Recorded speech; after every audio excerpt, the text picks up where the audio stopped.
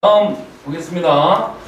이제 전반적인 내용들은 거의 설명을 드렸어요. 그래서 그 다음 문제들은 오늘은 사실은 기업회생이란 무엇인가에 대한 어떤 기초 사실을 갖다 세미나하는 날이기 때문에 자세한 내용들은 그렇게 보지 않겠습니다. 그냥 전반적인 개관만 말씀을 드릴게요. 해생결자 게시2라고 하는 그 부분은 뭐 별로 중요하지 않고요. 해생결자의 게시 효과 부분 보도록 하겠습니다. 자, 해생결자 게시 효과는 아까 마찬가지로 보존처분 결정과 달리는 게시 결정문의 시각을 표시하는데 이거는 뭐 중요한 건 아니고요. 관리인에게 회사의 업무 재산의 관리 처분권이 귀속이 돼요. 이건 되게 중요해요. 그래서 관리인은 뭐라 그랬어요? 준 공무원이에요. 법원에서 업무를 수탁받은 사람이에요. 그 다음에 소송 절차가 중단이 되고요. 그래서 소송 절차는 대부분 관리인이 수개 절차를 거쳐야 되는 거예요, 이게. 그러니까 관리는 회사 소속의 어떤 기관이 아닌 거예요. 무슨 말씀인지 알겠죠? 회사하고는 별개인 거야, 관리인은. 그 다음에 회생채권자 등의 권리행사 제한된다고 했어요. 아까 말씀드린 대로 경매 및 변제 등 중지가 되고 이렇게 다 말씀을 드렸죠? 그 부분 잘 아시면 되겠습니다. 자, 그 다음에 이제 채권 조사 절차. 자, 약간 한번 복습을 한번 해볼게요. 해당 개시 신청하고 보존처분 신청한 다음에 보존처분하고 포괄적 금지명령 결정 나잖아요. 그 다음 대표자 신문이 있고 그 대표자 신문이 있으면 개시 결정이 나는 거예요. 개시 결정이 난 다음에 거기에서 공고 절차가 있고 공고 절차가 있으면 조사 절차가 있다고 그랬죠. 조사 절차가 굉장히 중요해요. 이 절차상의 문제에서는. 그 다음에 채권 조사 절차, 채권 신고를 하는 거야. 채권자들이 이제 나는 회생 채권자입니다. 나는 담보권자입니다 하고 신고를 하는 거예요. 이렇게 신고를. 근데 우리나라 요 법률 체계가 약간의 문제는 있어요. 신고를 안 하면 채권이 소멸해 버리는 거예요. 채권이. 근데 이걸 알고도 신고를 안 하는 경우들이 있어요. 기간을 놓치는 경우. 그러면 한 번만 봐주세요? 안 돼요. 채권은 없어져요, 이 세상에서. 채권 조사 기간 내에, 신고 기간 내에 신고를 안 하면. 다만 채무자회사에서는 자기가 알고 있는 채권자에 대해서는 채권 조사 절차가 진행되니까 채권을 신고해 주세요 하고 통지할 의무는 있는데 그렇다고 하고 통지할 의무를 갖다가 제대로 이행을 안 하는 상황에서 신고가 안 됐다 하더라도 법원에서는 이거를 인정을 잘 안 해줘요, 지금. 그럼 그 채권이 없어져 버리는 거예요, 소멸되는 거예요. 그래서 채권자 입장에서는 채권 신고 절차가 굉장히 중요하다는 거예요. 채권 조사 절차라고 한 부분, 이 부분에 대해서 는 그냥 한꺼번에 그냥 말씀을 드릴게요. 채권 신고 기간이 있어. 채권 신고 기간에 저는 받을 돈이 얼마 있습니다 하고 신고를 하고 저는 담보권자입니다 하고 신고를 해요. 그리고 회사는 알고 있는 채권 금액에 관해서는 전부 다 이 목록을 만들도록 돼 있긴 해요. 목록을 만들면 관리인이 있잖아요. 이러는 거예요. 지금 예를 들면은 우리 A라는 사람이 예를 들어서 채권 금액이 회사가 알고 있기에는 한 15억 원뿐이 안 되는데 20억을 신고하는 경우도 있어요. 그러면 관리인, 원칙적으로 대표이사잖아요. 관리인은 이의 신청을 하는 거예요. 그 채권 신고에 대해서 이의를 신청을 해. 그러면 법원에서 안내문을 갖다가 보내줘요. 조사 확정 재판을 받아라. 채권 확정, 회생채권 그 확정의 재판이라고 해서 간이 절차도 진행이 돼.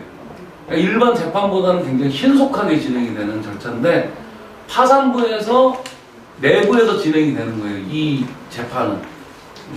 제가 이것 때문에 지금 일요일날 제주도 출장을 가야 돼 지금.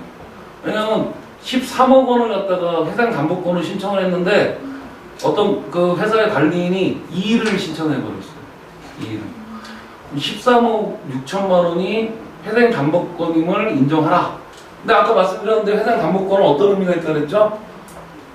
조사를 했는데 회생 담보권은 100%를 원칙적으로 변제를 해주게 돼 있단 말이에요. 해당 담보권으로 인정되는 거하고 일반 회생채권으로 가는 거하고는 하늘과 땅 차이죠. 보통 20% 변제율, 30% 변제율 뿐이 안 나오는데 100%를 받아야 되니까.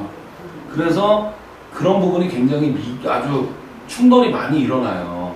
관리인들이 이의를 제기하면 조사확정 재판을 받도록 되어 있어요. 무슨 말씀인지 아시겠죠? 여기서 한 가지, 여기 그 강의 안에 나오지 않았지만 실무적으로 궁금해 하시는 분들이 많아서 일어나서 좀 설명을 드릴게요. 회생 담보권에 관해서 제가 설명을 드릴게요. 회생 담보권. 아니 왜 켜놔? 이거 좀 줘요. 회생 담보권은 이제 이런 거예요. 주로 회생 담보권으로 지금 되는 게 근저당권, 그죠? 뭐 하물며 양도담보권도 이거를 갖다 회생 담보권으로 보더라고요. 동산, 특히 동산의 경우에. 그 다음에 가등기, 담보가등기 같은 거. 그 다음 지금 아까 제주도 간다라고 하는 부분이 유치권이에요, 유치권. 자, 그런데 여기서 예를 들면 A라는 건물이 있어요. 근데 여기 1번 근저당권, 2번 근저당권, 3번 근저당권이 있어. 자, 1번 근저당권이 예를 들면 10억이야. 2번 근저당권도 10억이라고 칩시다. 3번도 10억이에요. 그러면 근저당권이라고 하면 다 100% 인정해주냐? 어떻게 될 것 같아요? 그건 아닙니다. 이 조사위원이 조사를 해요. 담보 평가를 하는 거겠죠. 가치 평가를 하면, 예를 들어서 이게 평가를 했는데 20억으로 나왔어요. 20억 원으로. 자, 그러면 1번 근저당권은 당연히 변제받을 수 있겠죠. 20억이니까. 2번까지는 이게 시가가 20억까지 나왔으니까 팔면 20억 받을 수 있잖아. 1번하고 2번 인정받아. 3번은 근저당권자라 하지만 담보 가액 범위 내에 없잖아. 그죠? 요거는 뭐가 돼?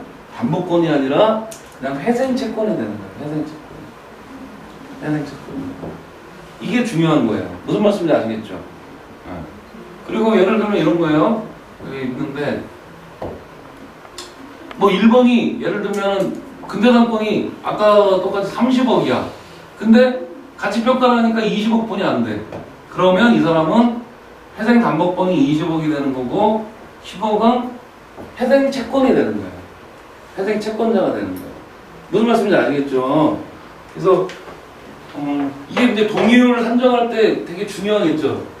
아까 말씀드렸던 3분의 2, 4분의 3을 할 때 굉장히 중요한 거예요. 나중에 실제로 매각을 해서 회수하는 거랑 관계없나요?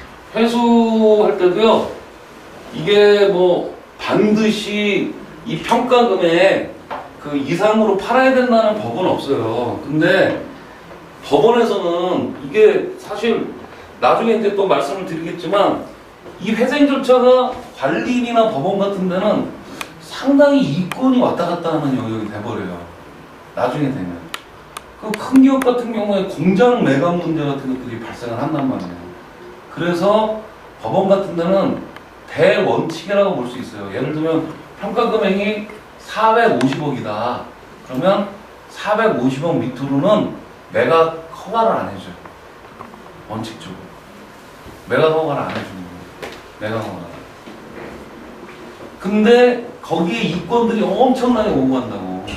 사실 여기가 나중에 문제가 될 가능성이 많아요. 관리인들 조심해야 되는 거예요. 관리인들. 예를 들면 물건을 갖다가 싸게 팔 수 있잖아요. 공장을. 물론 법원의 허가를 득해야 되긴 하지만은 그래갖고 이게 문제가 되는 경우들이 있죠. 나중에 이제 요거 그 강의안 끝나고 난 다음에 이제 M&A 제도에 대해서 조금 제가 설명을 드릴 건데 그때 조금 더 설명을 드릴게요. 그래서 이권들이 많이 왔다 갔다 합니다. 특히 오늘은 회생인데 파산 관제인 같은 경우에 이권이 어마어마합니다. 지금 장경문님 같은 경우에 이제 의류 회사에 계셨으니까 예를 들면 의류 브랜드 닉스가 망했잖아. 보성 어페럴이요. 근데 그 닉스라고 하는 이제 청바지 브랜드가 있어요. 예를 들면 그 닉스는 어떤 사람한테는 종이 한 장값뿐이 안 되지만 어떤 사람한테는 그 재산의 가치가 어마어마할 수가 있어요. 그걸 얼마에 팔 것인가 하는 문제가 파산관계인이 결정할 문제예요. 이해관계자들이 엄청나게 붙어요. 그런 브랜드와 관련해서. 그걸 상표권만 받아서 그거 뭐겠으나 했었는데 보니까 이 동대문에 도매상들 있잖아요. 옷 도매상들. 예를 들면 좀 유명한 제품이었다, 인지도가 있는 제품이었다 이러면 그거를 갖다가 그냥 제품을 양산한 다음에 아울렛 매장에다 뿌려버리더라고요. 사실 막 닉스다 뭐 예를 들면 리바이스 그건 이제 뭐 망하진 않았지만 막 리바이스다 예를 들어서 니다 이런 거 있잖아. 청바지인데 익숙한 브랜드인데 그게 나와갖고 이게 팔면은 아울렛 매장에서 뭐 정상 가격에 그 20% 가격으로 판다고 그러면은 사람들 관심이 있을 수밖에 없잖아요. 그래서 그런 부분이 이권들이 굉장히 걸려 있습니다. 사실상으로. 그래서 이 부분 오늘 이 그 세미나는 같이 상생의 길을 또 도모하자는 의미도 있지만 이 제도를 좀 잘 이해를 하다 보면 뭔가 기회를 잡을 수도 있습니다. 제가 그런 말씀도 좀 드리려고 좋은 뜻에서 마련한 자리예요, 사실. 자, 그다음에 제2회 관계인 집회 부분 보도록 하겠습니다. 네. 아까 제2회 관계인 집회에서 되게 중요한 부분은 뭐라 그랬어요? 이 회생 계획안을 갖다가 이제 심리하는 부분이라서 아주 중요한 관계인 집회가 되는 거예요. 2회하고. 원래 3회 관계인 집회에서는 회생 계획안을 결의를 하는데 통상적으로는 2회 관계인 집회와 3회 관계인 집회를 같이 열어요. 그러면 그 전에 대부분 조율을 하는 거예요. 컨설팅에 있어서 변호사 업무에서는 회생 개시 신청서, 그 다음에 대표자 신문, 요거까지가 저희한테는 굉장히 큰 업무예요. 근데 뭐 변호사도 할 수 있겠지만 그 외의 영역에서 제일 어려운 부분은 바로 회생 계획안을 관철시키는 거예요. 동의를 갖다 득해내는 거. 이 컨설팅 부분도 굉장히 큰 컨설팅 분야예요, 사실은. 그래서 소위 말해서 이런 것들을 여태까지 이제 M&A 전문가라고 하는 사람들이 붙어서 했었어요. 근데 이런 경우에 이 부분을 회사에 이제 CFO 관련된 분들이나 CFO나 또는 그 재무 담당 직원들이 나서서 하는데 이 설득력이 약하단 말이에요. 지금 근데 회생 담보권 부분을 설득시키는 게 쉽지가 않아요. 그래서 이 회생 담보권 같은 경우에 회생 계획안은 주로 어떻게 나오고 있냐면 예를 들어서 해당 물건을 1년 내 매각해서 정산 지급하겠다. 뭐 이런 식의 계획안들을 쭉 만들어내는 거예요. 조사위원회 조사 결과를 토대로 이 변제 비율이나 이런 걸 만들어야 되는데 여기에서 굉장히 기술적인 문제들이 필요해요. 이게 수학적으로 1 더하기 1은 2다 이런 식으로 나오는 게 아니에요. 회생계획안은. 그래서 어떤 쪽에서는 굉장히 반발이 심하고 어떤 쪽에서는 수용을 하려고 해. 반발이 심한 쪽을 변제율을 조금 더 올릴 수 있는지 이런 부분을 조정을 해갖고 설득을 해나가는 거예요. 무슨 말씀인지 아시겠어요? 그리고 경우에 따라서는 뭐 예를 들면 회생 담보권을 설득하려고 그러면 이 매각 가능성이 얼마나 지금 현실성이 있는 것인지를 잘 설명해내야 되는 거예요. 잘 설명을 해내야 되는 거예요. 그래서 이거를 1년 내 어떠어떠한 지금 방식으로 우리가 매각을 하겠다라든가 이런 부분들이 잘 나와야 돼요.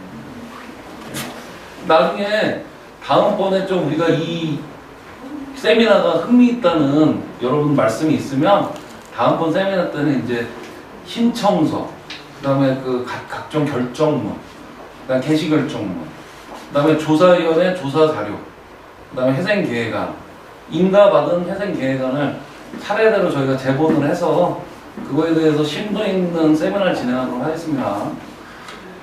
자, 다음 인가결정의 효과 부분을 보도록 하겠습니다.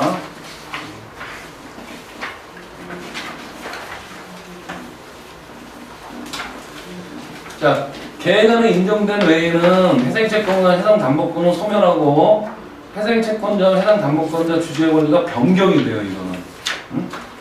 그러나 그 효과는 제3자한테 미치지 않아요. 그건 나중에 이제 제가 일어나서 설명을 해드릴게요. 그리고 진행 중인 경매나 가압류 등의 절차는 효력을 잃게 되는 거예요. 네, 효력을. 확정 후에 채권자표, 그러니까 아까 얘기한 대로 변제율에 따라서 만약 10억짜리를 1억을 변제하기로 됐으면 그 채권자표는 그냥 확정 판결하고 동일하게 되는 거예요. 그래서 아까 원래 10억짜리 채권이 1억으로 변경이 되면서 근데 이 1억 원으로 변경된 채권자표는 확정 판결하고 똑같은 거야. 그러니까 재판을 따로 할 필요 없는 거지. 내가 1억 원의 채권을 갖고 있다는 부분에 관해서는. 네? 그 효력이 있는 거예요. 네. 여기에 대해서 좀 약간 좀 설명을 더 해드리겠습니다.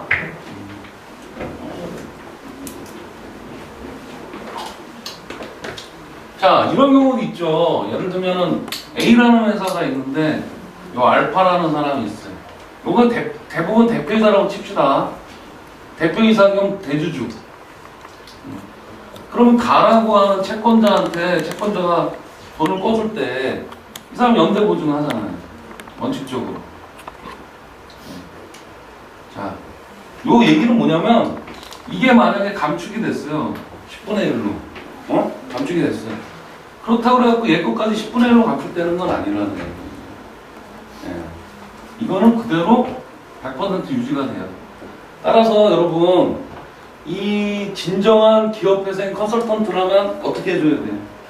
진정한 기업회생 컨설턴트면 이 대표자나 대주주까지도 이 회생으로 처리를 해야 된다는 부분을 잘 이해를 하고 계셔야 돼요. 예? 예. 그래서 A에 대한 기업회생을 할 때 요 스몰 A에 대한 대표이사도 회생이냐 파산으로 할 거냐 이런 부분들을 정리를 해줘야 되는 거예요. 주로 채권 규모가 10억 이상들이기 때문에 이 사람들도 다 대부분 일반 해상 절차를 거치게 돼요.